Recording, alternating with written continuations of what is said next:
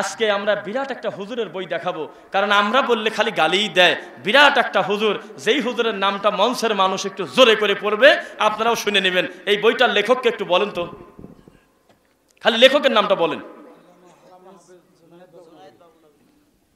হেফাজতে ইসলামের আমির হয়ে যিনি মারা গিয়েছেন শেষ পর্যন্ত, তার নাম আল্লামা হাফেজ জুনায়েদ বাবুনগরী। নাম শুনছেন নাকি?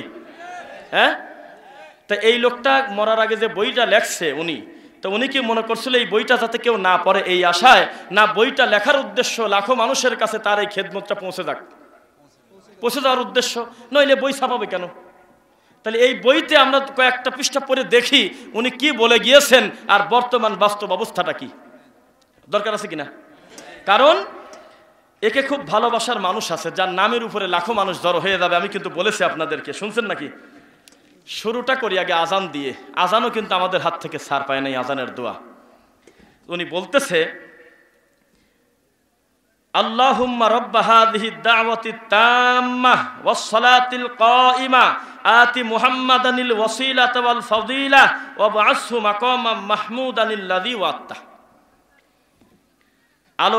আজান শেষে নিম্নোক্ত দোয়াটি পড়ার কথা হাদিসে বর্ণিত আছে, তবে এই দোয়ার মধ্যে কেউ কেউ নিম্নোক্ত দুইটি শব্দ বৃদ্ধি করে দিয়েছে। শব্দ দুটি হলো ওয়াদ-দারাজাতার রফিআহ বিরহমাতিকা ইয়া আরহামার রাহিমিন। এই দুটি শব্দ সম্পর্কে মুহাদ্দিস মোল্লা আলী কালী হানাফি তিনি নিজেই বলেছেন, আজানের দোয়া ইয়া আরহামার রাহিমিন এবং ওয়াদ-দারাজাতার রফিয়া দুইটা শব্দই অতিরিক্ত বাড়ানো। কথা কি বুঝছেন? আজকে আমি আপনাদেরকে প্রমাণ করব মানুষ হলে ইয়ার কি করে, অভিনয় করে। পৃথিবীর কোনো কাদেরিয়া তরিকার লোক যেমন আব্দুল কাদের জিলানির সাথে তার কোনো সম্পর্ক নাই, এ দুনিয়ার কোনো খাজার ভক্তের যেমন খাজা মঈনুদ্দিন চিশতির আকীদার সাথে বিন্দুমাত্র সম্পর্ক নাই। এদেশের হানাফি দাবিদার যারা আমরা আছি তার বেশিরভাগ মানুষ এই সম্মানী মানুষটার নাম ভাঙায় তার উপরে মিথ্যা অপবাদ দিয়ে যে চলি, তার প্রমাণ আপনি পৃষ্ঠায় পৃষ্ঠায় পাবেন ইনশাল্লাহ। এবার আপনি বলেন তো দেখি, আজানের অতিরিক্ত বাড়তি দোয়া সরাসরি মিডিয়ায় পর্যন্ত ঘোষণা হয় না, কোনোদিন মুখ খোলে না। আমরা এত বলতেছি প্রত্যেকটা বয়ানে বিদাতের ব্যাপারে। আমার আগে যে শায়েখ ওয়াজ করলেন আব্দুর রাজ্জাক বিন আব্দুস সুবহান, তিনি বললেন যে নামাইতু আন উসাল্লি লিল্লাহি তাআলা, এটা সালাতের শুরুতে পড়াটা কি বেদাত। আমি যদি ভুল না করি হিন্দু জানি গেছে এটা বিদাত। এত বলেছি আমরা, বলতে বলতে মাইকের আওয়াজে হিন্দুরা পর্যন্ত ঠিক পেয়ে গেছে যে সালাতটা শুরু হবে হলো আল্লাহু আকবার দিয়ে, নামাইতু আন হলো বিদাত। কিন্তু কানা হুজুর কানা মুফতি আজও ঠিক পায় নাই। এত খারাপ, খালি মুখ দিয়ে বললে কি হয়, ওরাও তো মানে যে আসলে এটা হাদিসে নাই, তো বলে দিলে কি হয় একটা মিনিটের জন্য, যাদের ওসিলায় যাদের নামের উপরে লাখো মানুষ সংশোধন হতে পারে, ওরা কেন মুখ খোলে না? তার মানে এখানে কিছু শর্ত আছে। ওরা নিজেরা নিজের বইতে লেখছে ডানে বামে সালাম ফেরানোর পরে আল্লাহর রাসূল দোয়া পড়তেন, আলাদা করে সকলে মিলে হাত তুলতেন না। সুন্দর মাসনুন দোয়া জিকির আছে, এইগুলো সিরিয়ালে পড়তে হয়। তারা তাদের নিজেদের বইতে লিখে রাখছে, কিন্তু খোলা মাঠে স্বীকার করে না। কথা বুঝতেছেন নাকি? খোলা মাঠে স্বীকার করে না। ওরাই বলতেছে যে না মিলাদ পড়া ঠিক না, কিন্তু চাকরি পরিবর্তন হলে মিলাদের গ্রামে গেলে আবার খোসা বদলা ফেলায়। মানে এই বেলজ্জাতিদের জন্য এমন একটা পরিস্থিতি। আপনাদেরকে কিন্তু বললাম যে ওরা আমাদের মসজিদ থেকে বের করে দেয়, গালি দেয়, মসজিদ পুরায় দেয়। বিপরীতে আমরা কিন্তু মসজিদ ভাঙা তো দূরের কথা, আল্লাহর ঘরের একটা ইট পর্যন্ত সালাফি মানহাজের কাছে নিরাপদ, আলহামদুলিল্লাহ। কোনো দিন আমরা এই কাজটা করি নাই। একটু দুই একটা পৃষ্ঠা পড়ি, শুনবেন ইনশাল্লাহ। হরিণের সাথে নবীজির কথা ও সালাম বিনিময় আছে নাকি? বইটার নাম প্রচলিত জাল হাদিস, একটি তাত্ত্বিক আলোচনা, প্রথম ও দ্বিতীয় খণ্ড, আল্লামা হাফেজ জুনায়েদ বাবুনগরী, পৃষ্ঠা নাম্বার 184। হরিণের সাথে নবীজির কথা ও সালাম বিনিময় সম্পর্কে তিনি কিছু লিখেছেন, আমরা পড়ব ইনশাল্লাহ। অথচ তাকে সবচেয়ে বেশি যারা ভালোবাসে তাদের মাধ্যমেই কিন্তু হরিণের গল্প এই দেশে মার্কেট পাইছে। বোঝা যাচ্ছে নাকি? এখন উনি কি বলে এই বিষয়ে তাকে আমরা দেখি। তিনি বলতেছে যে আমাদের সমাজে প্রচলিত ওয়াজের মুখে এবং বিভিন্ন ক্যাসেটে শোনা যায় একটি হরিণ রাসূল সাল্লাল্লাহু আলাইহি সাল্লামকে সালাম দেয়, তার সাথে কথা বলে, শিকারের নিকটের যে ঘটনা বলে ছুটি নেয় ইত্যাদি আলোচনা একটা মিথ্যা কথা, ভিত্তিহীন। কথা বুঝছেন নাকি? ভিত্তিহীন। অথচ তাদের নামটা মানুষের সামনে প্রচার শুরুই হয়েছে এই সমস্ত মিথ্যার বাজে গল্প দিয়ে। বোঝা যাচ্ছে? তো একটা মানুষ স্বীকার করে গেল, নিজে বই লিখে গেল, তাদের দৃষ্টিতে তাদের কাছে সবচেয়ে গ্রহণীয় ব্যক্তি না হলে সভাপতির চেয়ারে তো লোকটা থাকতে পারতো না। এত বড় প্রতিষ্ঠানের দায়িত্বশীল, তিনি বই লিখে গেছে কে কার কথা মানে। কয়েকদিন আগেও বলল যে যার পীর নাই তার কি নাই, হেদায়েত নাই। কি নাই? ভিডিও তো আছে, দেখেন নাই? যার পীর নাই তার কি নাই বলেন তো? হেদায়েত নাই। তাদের সিলসিলার, তাদের মানহাজের লোকই কিন্তু এই কথা বলেছে যে মাল্লা শাইখুল্লাহু ফা শাইখুল ইবলিস, যার কোনো পীর নাই তার পীর হলো ইবলিস। এখন তিনি নিজের বইতে 191 পৃষ্ঠায় বলেছে যে এই কথাটা পুরাটাই একটা মিথ্যা কথা, পুরাটা একটা কি। তুমি আর কথা বলো না, তোমার কথা শুনতে তোমার ইজ্জত সম্মান শেষ। তুমি যখন কোলের মদি করে উজানির মতো একটা ভণ্ডকে পুষে রাখো, তখন তুমি ধর্ম কোরবানি করছো বহু আগে।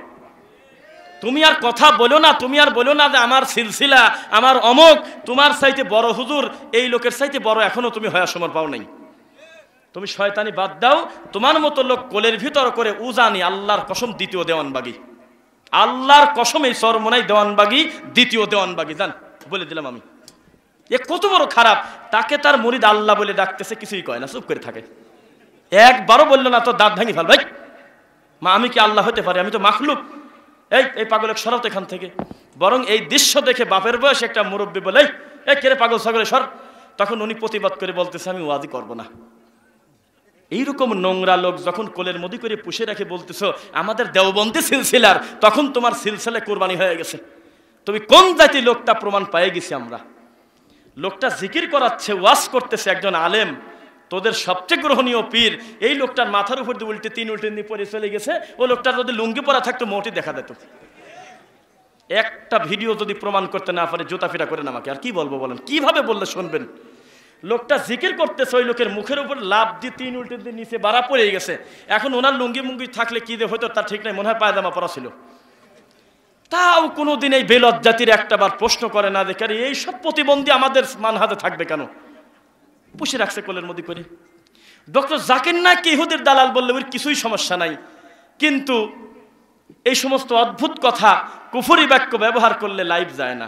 তাবিজ ঠিকানের জন্য লাইভে আসে, একটু খয়রাত ঠিকানের জন্য লাইভে আসে। এই মিথ্যা কথা বলেন কেন? এই যে সৌদি আরবের কথা বলতেছি ইদানিং যে তাবলিগ জামাত নিষিদ্ধ করছে, এর চাইতে বড় অপবাদ সৌদির উপর হতে পারে না। সৌদি আরব হলে সবচাইতে বেশি তাবলিগের পক্ষে। তুমি মূল কথায় যাচ্ছ না কেন? সৌদি আরব তাবলিগ নিষেধ করছে, একটা কথা বললেন, পুরা বক্তব্য আপনি নিজে আগে শোনেন। একবারও বলে নাই যে তাবলিগ করা হারাম। আল্লাহ বলতেছে সূরা মায়েদা 5 নম্বর সূরা 67 নম্বর আয়াত, তাবলিগ করা হলো ফরজ, কি দিয়ে করবে সেইটা হলো আসল কথা। তুমি আন্দাজে বলতেছো সৌদি আরব তাবলিগ নিষেধ করছে, সৌদি ইহুদির দালাল, আহলে হাদিসরা খ্রিস্টান। তোমার তো লজ্জাই নাই। আরে মূল জিনিস দিয়ে তাবলিগ করতে বলছে, বাদের জিনিস ফেলা দিবির কইছে। এই তো তুমি ঢালাও ভাবে মানুষকে খেপায় দিচ্ছ, তাবলিগ করতে নিষেধ করছো। কোন জায়গায় নিষেধ করছে? নিয়ে আসো ভিডিও, নিয়ে আসো তো দেখি আমরা শুনি। আমি বলতেছি প্রচলিত তাবলিগ যেটা, ওইটা খারাপ। আল্লাহর রাসূলের তাবলিগ নফল না, সুন্নাত না, ফরজ। ফরজ কি দিয়ে তাবলিগ করবেন ওইটা হলো আসল কথা।